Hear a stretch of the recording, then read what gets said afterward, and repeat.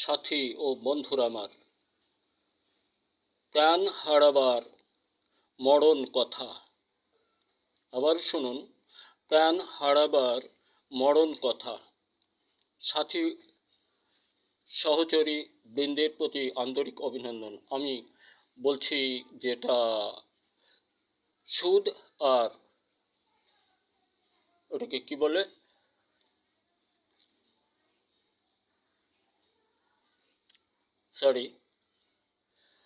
ফসল উৎসব, জীবন চলা, রাষ্ট্র চলার মহাতাগিদ প্রথম কোনটা? বোধকলি উৎপাদন। আর উৎপাদনের প্রথম অর্থ। তাহলে পাশাপাশি দুইটাই সমন্বয়।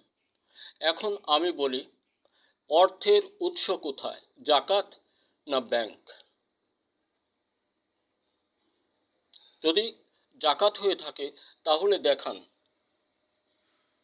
আর যদি ব্যাংক হয়ে থাকে তাহলেও দেখুন। এজন্য দেশময় হুজুরদের বলি, এই জাকাতের অর্থের থেকেও বর্তমান সময়ে দেশটা সংস্কারের মাঝ দিয়ে ডক্টর ইউনূস সাহেবের হাত ধরে এই মাতৃভূমি রক্ষা করা জাকাতের থেকেও ঢের গুণ বড়, ঢের গুণ বড়। স্মরণে রাখুন, দেশের অভিসন্ধিমূলক যে কার্যক্রম চলছে, দেশটা কিন্তু আমার, আপনার, তার, আরেকজন, সকলের। কিন্তু আমরা অর্থের কুপ্রলোভনে পড়ে জীবন বাঁচাবার মহা তাগিদে যে কাজগুলি করছি, একটা শ্রেণীর মানুষ বাস্তবেই ভালো করছি না। এ দেশ বিধ্বস্ত হলে, পর হস্তগত হলে, বলুন আপনাদের লাভ কি?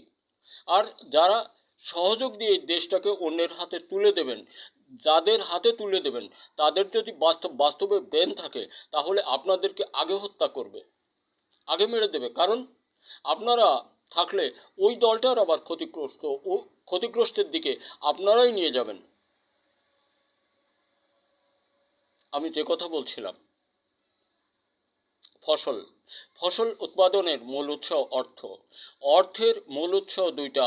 আমরা এক শ্রেণী ভেবেছি জাকাত, ঠিক আছে, জাকাত। আর একটা ব্যাংক, পাশে আর একটা ব্যাংক রয়ে গেল, সেটা এনজিও। তাহলে সমগ্র বিশ্বময় মুসলিম তার প্রান্তে আমার প্রশ্ন, আমরা জাকাতের টাকা দিয়ে কি করতে পারছি, কি করছি?